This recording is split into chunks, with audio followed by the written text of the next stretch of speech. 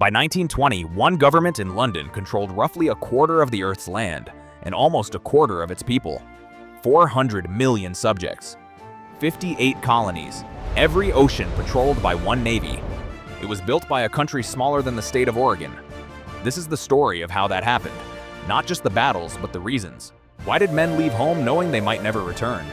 Were the men who built this empire monsters, or just people shaped by their moment? And what did it actually cost the world, on both sides of the ledger? This is the British Empire.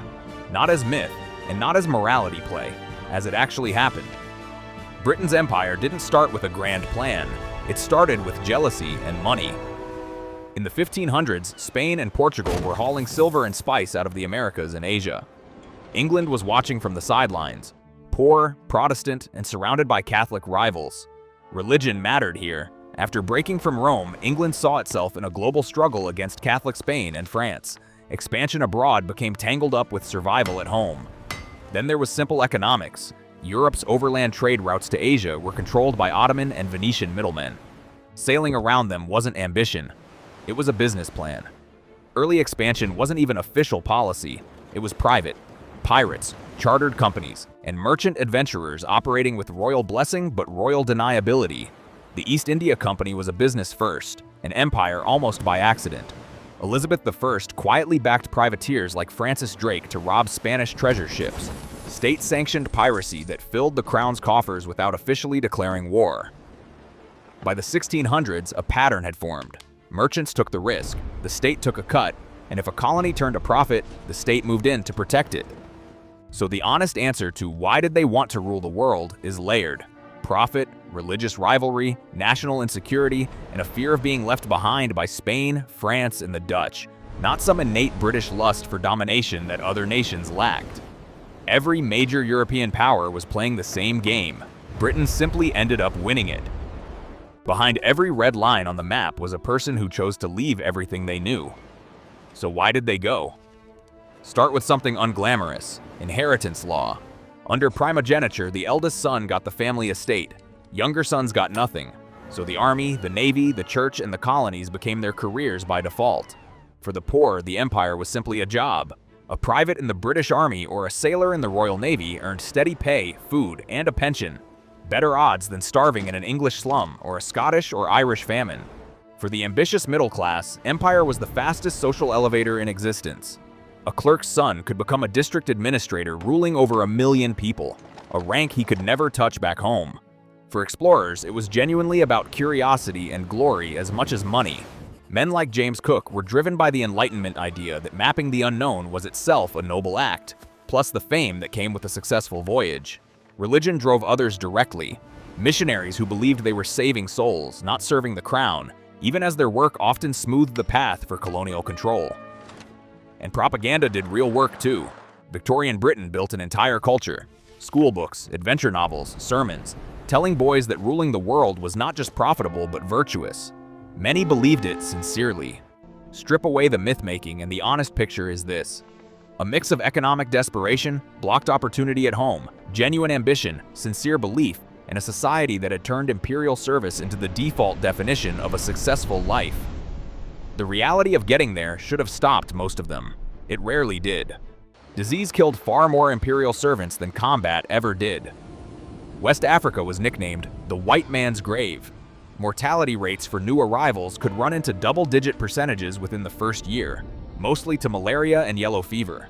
Voyages to India or Australia could take 4 to 6 months, in cramped, disease-ridden ships, with no way to send or receive word from home. So what kept men going once they were committed? Partly, there was no way back. Once at sea or posted to a remote station, desertion meant death, disgrace, or both. Momentum itself became a motivator. Partly, it was group psychology. Regiments, ship's crews, and trading posts became substitute families. Esprit de corps and peer pressure did what patriotism alone couldn't. Alcohol rations, routine, and rigid discipline gave men structure and chaos. A daily rhythm that made the unbearable bearable. And belief mattered more than we like to admit.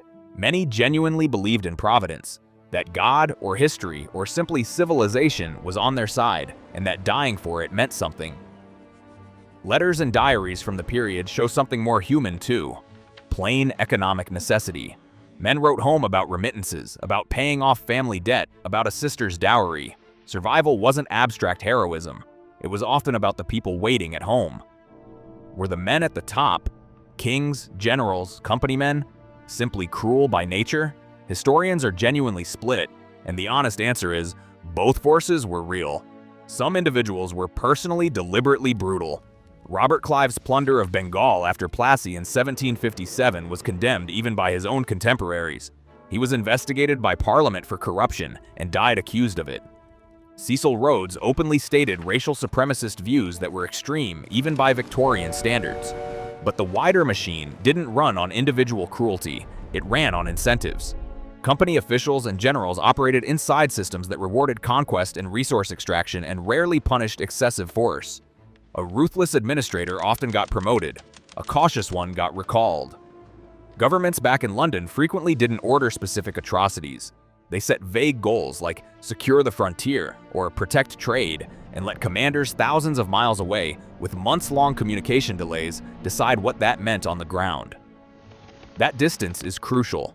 A decision made in a Delhi cantonment or a Lagos trading post often couldn't be reviewed by London for months. Local commanders had enormous unsupervised power, and power without oversight tends to produce brutality regardless of the individual's personal character. There's also the era's moral framework to reckon with. 19th century Britain largely didn't see non-European peoples as entitled to the same rights, a racial hierarchy that was widely accepted as simple fact, not as a controversial opinion. That belief made brutal policy easier to justify to yourself. So, some individuals were exceptionally cruel even by their own era's standards, but most of the empire's violence came from ordinary people operating inside a system built to reward expansion and rarely punish its costs.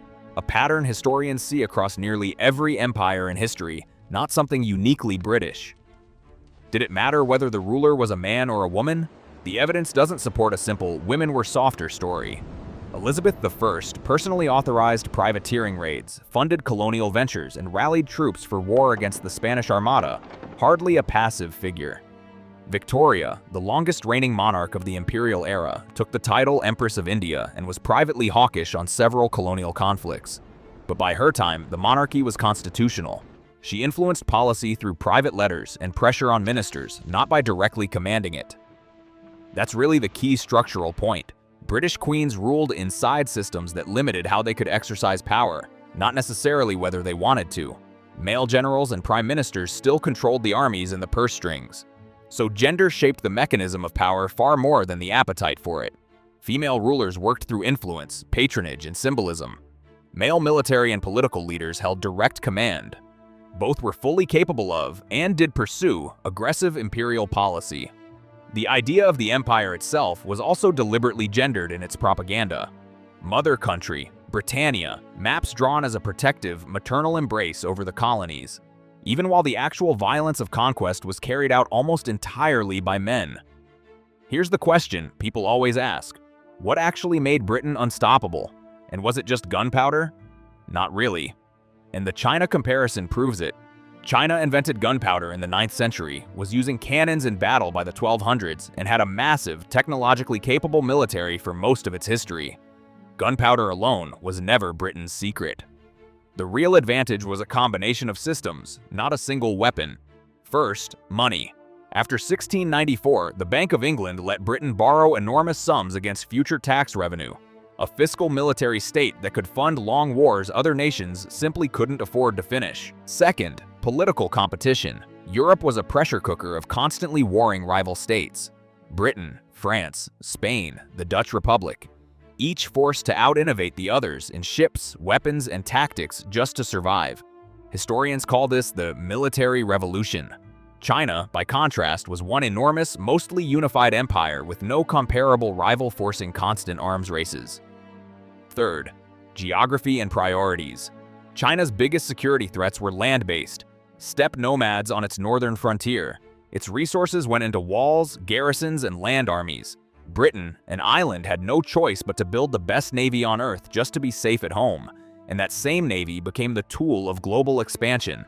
China actually did have a world-class navy under Admiral Zheng He in the early 1400s, larger than anything Europe had at the time, but the Ming court deliberately dismantled it, judging overseas expansion less urgent than internal stability in the northern frontier. That was a policy choice, not a lack of capability. Fourth, private capital fused with state power. Chartered companies like the East India Company combined the profit motive of a business with the military force of a state. A hybrid Europe kept reinventing, and China's state-controlled trade system didn't. Fifth, timing. The Industrial Revolution started in Britain first, partly thanks to conveniently located coal deposits and capital flowing in from colonial trade, giving it a decades-long head start in steamships, railways, and rifled weapons, just as the scramble for Africa and expansion into Asia intensified. Put simply, Britain wasn't stronger because of any one invention. It won because it built the financial system, the competitive pressure, the navy, and the industrial base to keep converting temporary advantages into permanent ones, for about 2 centuries in a row. No empire this size leaves a simple legacy. This one left both genuine benefit and genuine catastrophe, often to the same people at the same time. On the ledger of harm, colonial policy worsened famines that killed millions. The Bengal famine of 1943 alone killed an estimated 2 to 3 million people, a disaster historians still debate as a mix of wartime mismanagement and policy failure. The transatlantic slave trade, which Britain dominated before abolishing it in 1807, forcibly transported millions of Africans under horrific conditions. Local industries like India's textile trade were deliberately undercut to favor British manufacturing. Violence like the 1919 Amritsar massacre and the concentration camps used against Boer civilians in South Africa are undisputed historical facts. Borders drawn for administrative convenience in Africa, the Middle East, and at Indian partition in 1947 fueled conflicts that are still unresolved today. On the other side of the ledger, Britain also used its global position to lead the abolition of the slave trade it once ran, using the Royal Navy to suppress slave trafficking by other nations through most of the 1800s. Railways, ports, legal systems, and English as a global common language left infrastructure that many former colonies still build on. Institutions like parliamentary systems and independent judiciaries, however imperfectly applied at the time, became templates many former colonies adapted after independence. Economic historians still argue fiercely over the net balance, whether extracted wealth from the colonies outweighed infrastructure investment, and by how much. That debate isn't settled, and anyone who tells you it is with total confidence is oversimplifying. What's not in dispute is this: the empire's own violence eventually helped destroy it. Wars fought using colonial soldiers exposed those soldiers and the world to the empire's hypocrisy, fighting for freedom abroad while denying it at home. That contradiction fed the independence movements that ended it. The British Empire wasn't built by monsters, and it wasn't built by saints. It was built by ordinary, ambitious, frightened, believing people, operating inside a system engineered to reward expansion and rarely count its cost. The ships are gone. The maps have been redrawn. But the borders, the languages, the institutions, and the wounds it left behind are still shaping the world every single day. Understanding why it happened is the only way to actually understand the world we're standing in right now.